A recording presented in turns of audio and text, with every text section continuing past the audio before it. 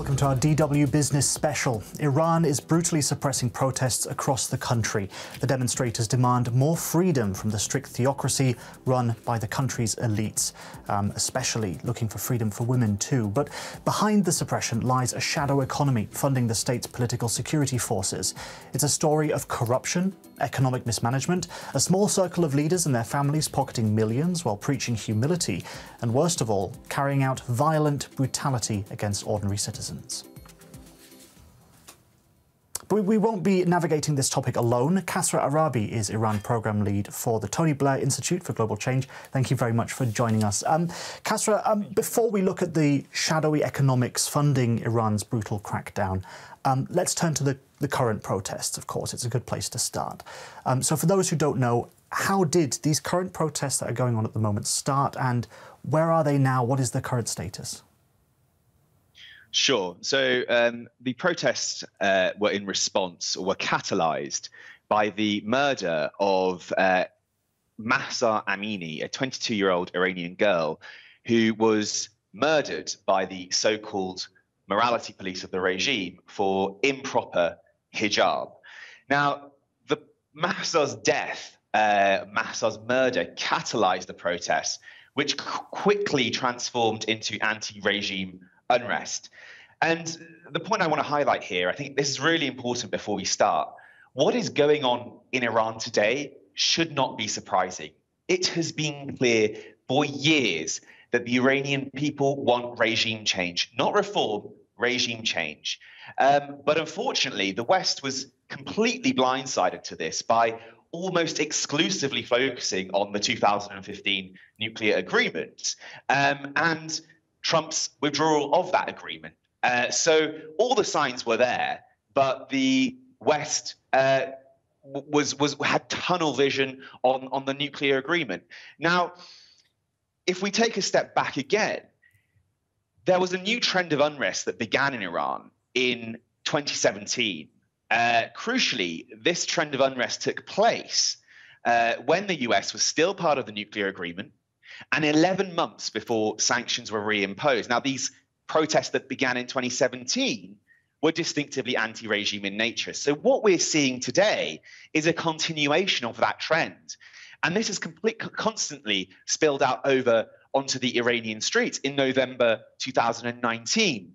So Bloody November, as it is known among Iranians, we saw the regime kill as many as 1,500 civilians in just a few days. And that took place, by the way, under the presidency of Hassan Rouhani and his foreign minister, Javad Zarif, the so-called moderates, or who were painted out to be moderates to the West. That was the final nail in the coffin for the so-called moderate or reformist camp in the Islamic Republic. It was clear to the Iranian people that for 30 years they've been lied to, and there is no such thing as reform of the Islamic Republic. And that's why what we see today is explicitly about regime change. OK, and this is just the latest symptom of a much more broader dissatisfaction with the regime. And Kasra, I'd like to come back to you in just a moment, because I want to underscore what you just said by hearing from the United Nations Special Rapporteur on Iran, who has called for an international mechanism to investigate the state's crimes and hold perpetrators to account. Javaid Rehman said there must be accountability and the international community must take action. Let's listen. How many times can you brutalize people? How many times can you violate their fundamental human rights, their fundamental dignity? And in this series of protests, in this wave of protests, there is a real issue. What about women and girls of Iran? They have stood up. These are young people who are out on the streets. Women do not want to be oppressed and subjugated. They are young, bright, intelligent women. And now let's turn to one of the key players in the suppression of the protests. The Islamic Revolutionary Guard Corps is a branch of the Iranian armed forces. The IRGC, as it's known, works to consolidate and reinforce the Iranian government's control of the country. But that's not all. The US labelled the IRGC as one of the most powerful economic actors in Iran, with a network of front companies all over the world. From construction, car manufacturing, even laser eye surgery, the IRGC is involved in virtually every sector of the Iranian economy. So just to continue on that line of questioning then, the IRGC is a security enforcing arm of the Iranian government. Why is it involved in so many of these economic activities? I actually think a more accurate description of what the IRGC is that the Revolutionary Guard is an ideological organization. It is an ideological organization that operates as a state within a state. It has its own economic arm, it has its own political arm, it has its own military and militia. So if we look at the Revolutionary Guard from the eyes of the clergy and from the eyes of Supreme Leader of the Islamic Republic, he regards the IRGC as the main pillar of the Islamic Revolution. They are the force that have the willingness and the resources to forcefully impose Ayatollah Khamenei's hardline Islamist order on the Iranian people and expand that overseas. So this idea of exporting the Islamic Revolution, which has remained consistent, by the way, since 1979, for over 4 decades now, the IRGC has been exporting terror. It has been nurturing Shia militancy across the Middle East. It has created some of the most deadly terrorist groups in the world, such as Hezbollah in Lebanon, and it was crucial to the suppression of Syrian civilians, for example, in the Syrian civil war. So the IRGC aided Bashar al-Assad and Vladimir Putin's suppression in Syria. In terms of its economic involvement, that's absolutely correct. The IRGC controls roughly, at the very least, I would say 40% of the Iranian economy. Now, what is the purpose of this? What's the goal of the IRGC? Well, first and foremost, it's an ideological organization which has clear ideological goals. And these are, by the way, mandated in the Islamic Republic's constitution. The IRGC has an official mission of jihad to spread Sharia law across the world. And that's in the Iranian constitution, the constitution of the Islamic Republic currently. So its purpose, its economic activities, first fund its ideological objectives, whether that's increasing its resources to forcefully impose this hardline Islamist order on the Iranian people, or whether it's exporting the Islamic Revolution, funding terrorist groups like Hezbollah in Lebanon. For example, Hezbollah in Lebanon, Hassan Nasrallah, the Secretary General of Lebanese Hezbollah, clearly said that the Islamic Republic pays for every single penny of Hezbollah. And we saw that just recently, last year, the Islamic Republic increased that funding to $1 billion annually, despite all the economic pressures. So the first objective of the Revolutionary Guard, and the Revolutionary Guard is the vehicle to do that, is to fund its ideological activities abroad. The second purpose of its economic activities is corruption. The Islamic Republic is no different to that of Putin's regime. It is an oligarchic, kleptocratic regime that is corrupt to its core. And the IRGC is part of that. It is part of that DNA. For example, Mohammad Bagher Ghalibaf, who is an IRGC commander, currently Speaker of the Iranian parliament, when he was mayor of Tehran, he embezzled $2 billion by subcontracting contracts to Revolutionary Guard entities. $2 billion were embezzled by Ghalibaf. This gives you a bit of an insight as to what the IRGC is. It is an ideological extremist organization that is corrupt to its core. So that roughly captures what its purpose is. But not only that, it's important to understand that we often hear about the so-called deep state in Iran, and we highlight the Revolutionary Guard and the clerical elites.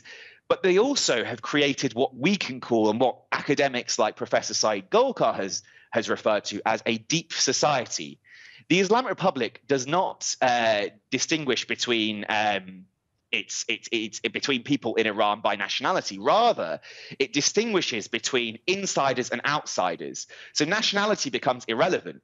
They do not care about Iran or being Iranian. It's whether you are an insider or an outsider. Insiders are supporters of the regime. And you can be an insider. You can be an insider in Lebanon. You can be an insider in Iraq, Syria, and be supportive of the Islamic Republic. They are the ones who are classed as insiders. Outsiders are those who are opposed to the regime. And they are, Iranians who oppose the regime are considered as outsiders.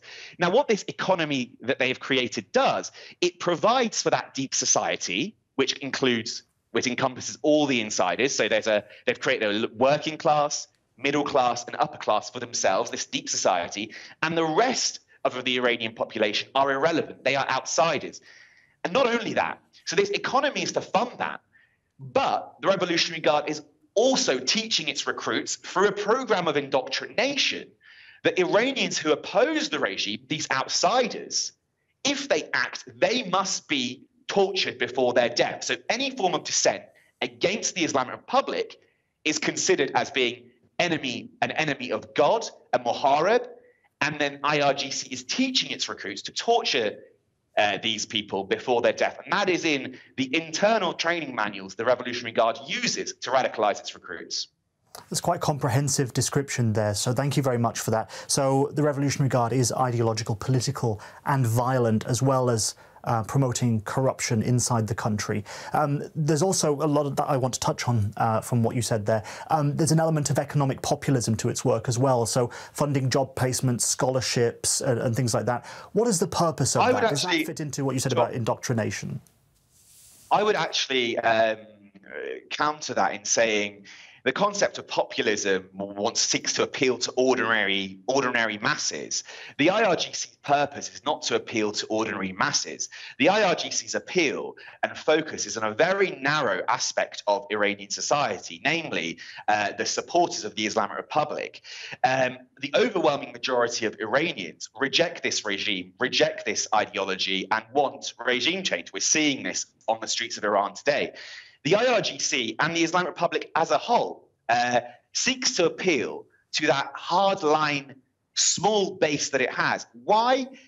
Well, it wants to give rewards to this base, to this small base, no bigger than 20% of the Iranian population.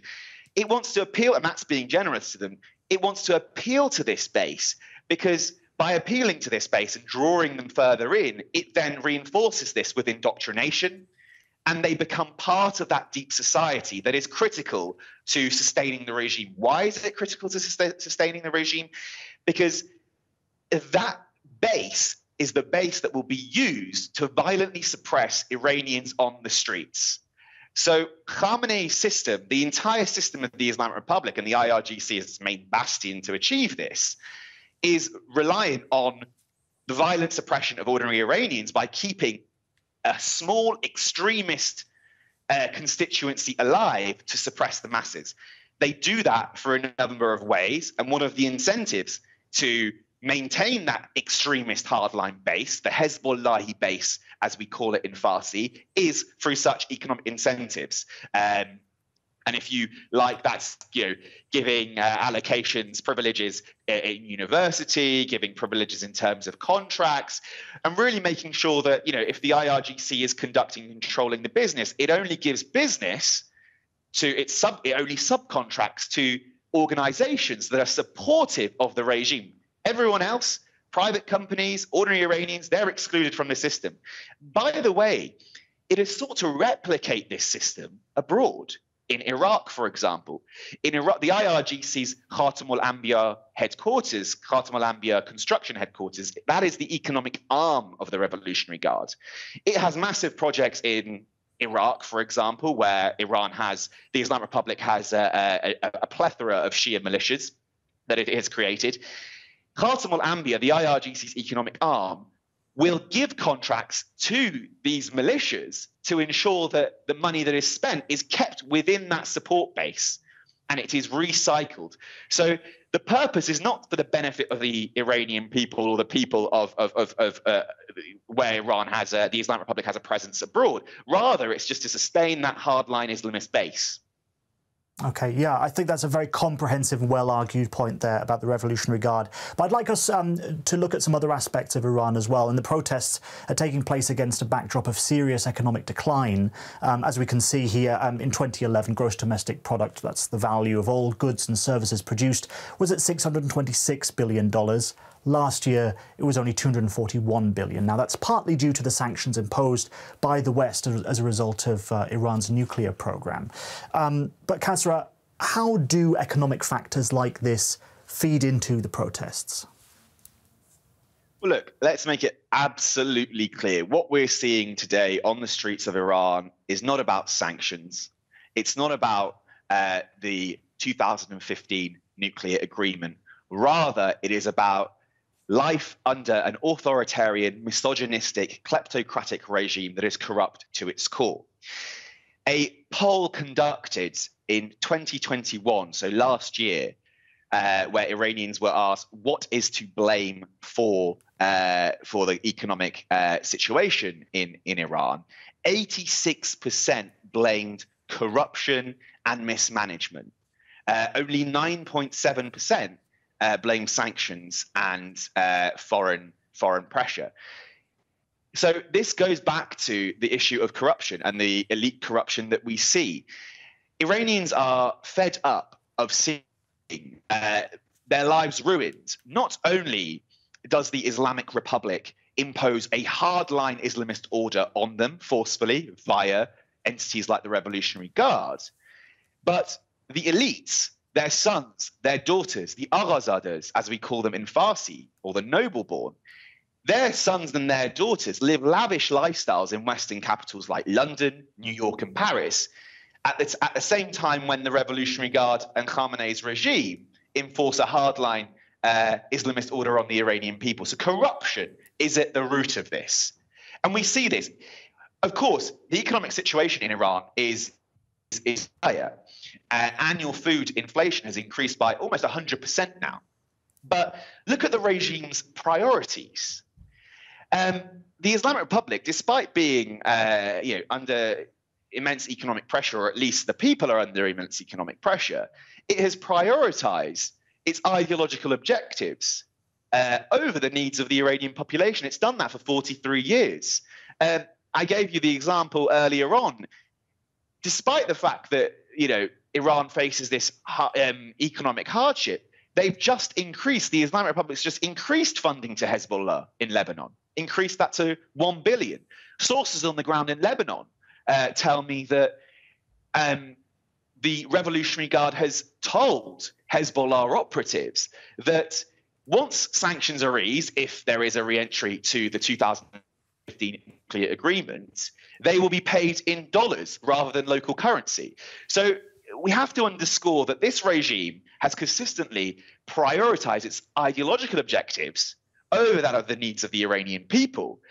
Not only that, while it enforces this hardline Islamist order on the Iranian people, and while the Iranians live under dire economic situations, the sons of the elites, the daughters of the elites, the families of the elites live lavish lifestyles using the Iranian people's money abroad and across the West, in Western capitals.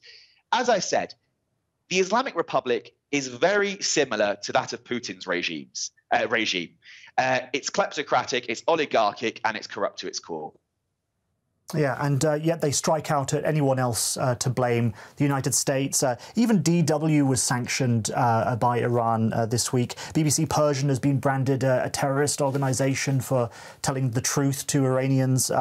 Clearly, they'll look at anyone else to blame. But just to summarise on that point, before we talk about corruption in a little bit more detail about the economic situation, it's not just the fall in GDP. We have falling living standards, a devalued currency that's tumbled nearly 90% in the past 5 years, the cost of goods and services rising well over 1,000% in the past decade, and the number of women in work decreasing by a fifth. I mean, it's clearly terrible for the people who live there. And as you said, I mean, it's the government failing time and time again to prioritise its people, instead prioritising its own ideology. And it's not just the sanctions and all of this that you've discussed already.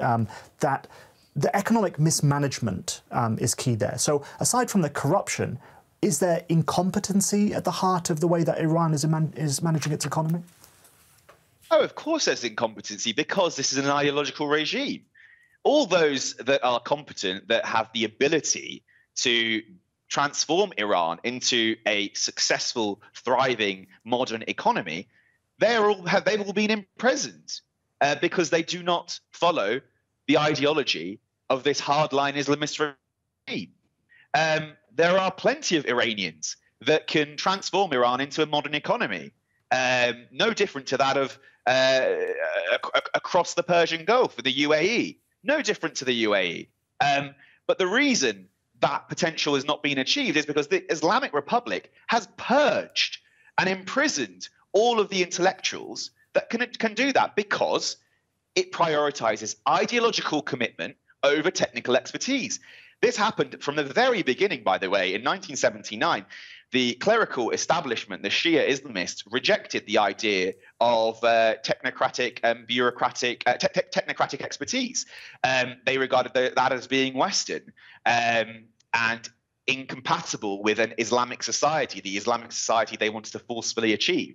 That resulted in a purge, mass executions, imprisonments, and they've maintained that consistently.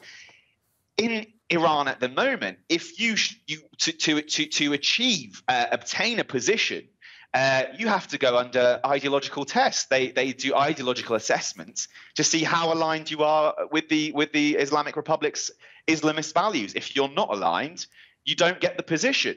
Not only that, if you are vocal against the way things are done in the Islamic Republic, this corrupt regime, you're imprisoned, you're detained, you're tortured. There's a huge history of this. So, and that's why, by the way, the Iranian people have made it clear, you cannot reform the Islamic Republic. For 30 years, the West has been looking towards this constructed, this manufactured hardliner reformist dichotomy that was created by Khamenei to alleviate pressure on the regime, and it's not delivered. For 30 years, the project of so-called reformism has failed. It was a lie. And that's why Iranians are on the street. They are calling for the downfall of the Islamic Republic in its entirety, because Iran cannot achieve its potential, its full potential, on any level if it's under the Islamic Republic. Not only that, the people of Iran cannot be free. Women cannot be free. Religious minorities cannot be free. Gay people cannot be free. It's really that is the message of the Iranian people. That's why they're on the streets calling for the downfall of the Islamic Republic.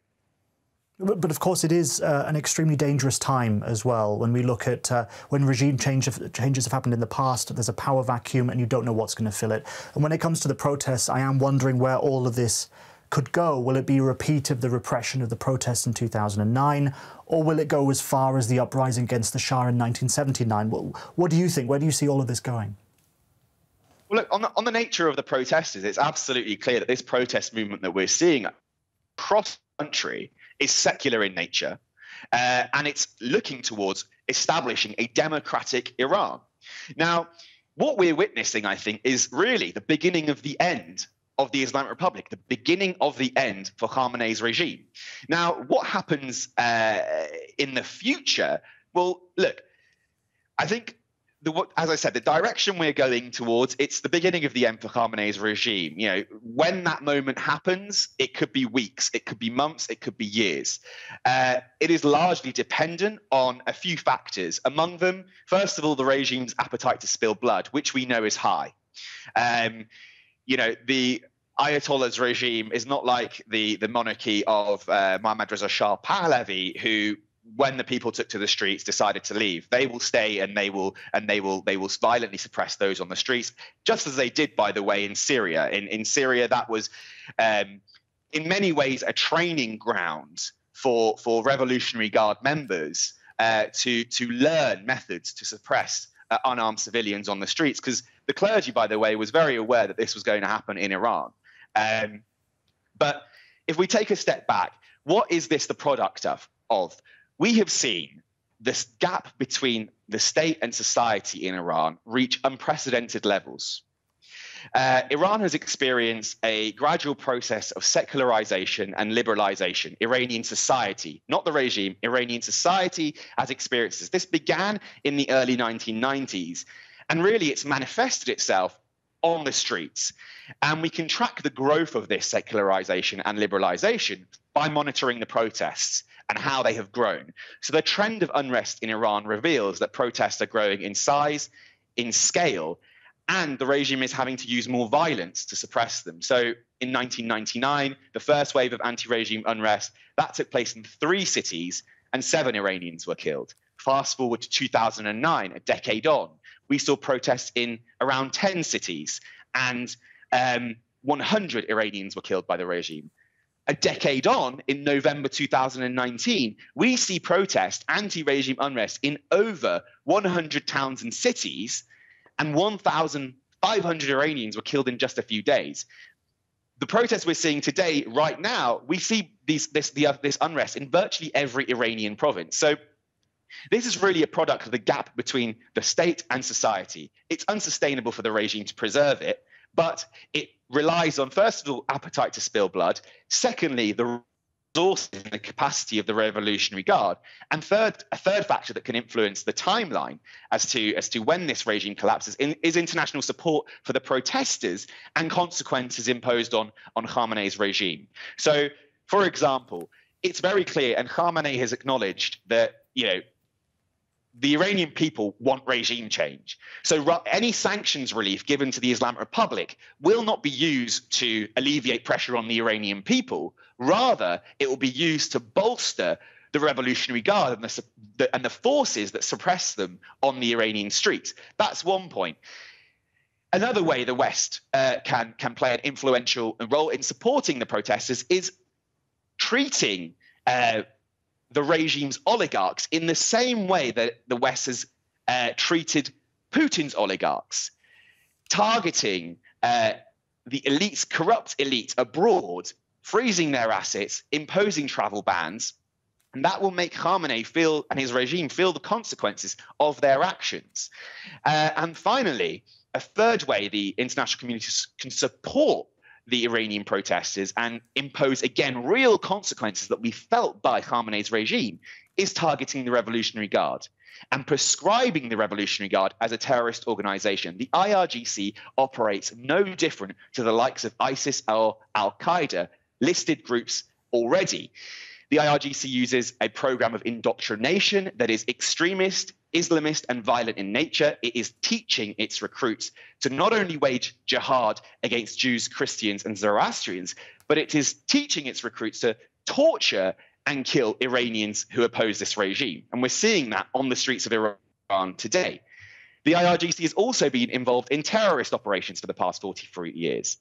One way to send a clear message to Khamenei's regime and impose real consequences for the Revolutionary Guard is listing it as a terrorist organization. This was done by the US. It has been supported by the Biden administration. Biden has kept the IRGC on the terror list. I think it's time for European states to follow suit. OK, so there's definitely a lot more that the international community in the West needs to do. They need to step up. That was a powerful and damning indictment of the Iranian regime. Thank you very much. That's all we have time for. But I'd like to thank our guest, Kasra Aarabi. That was a really eloquent and well-put description of the situation in Iran at the moment. And thank you for watching. If you want more, you can follow me on Twitter @WinterBiz, and you can catch more videos from DW Business here on YouTube. Bye for now.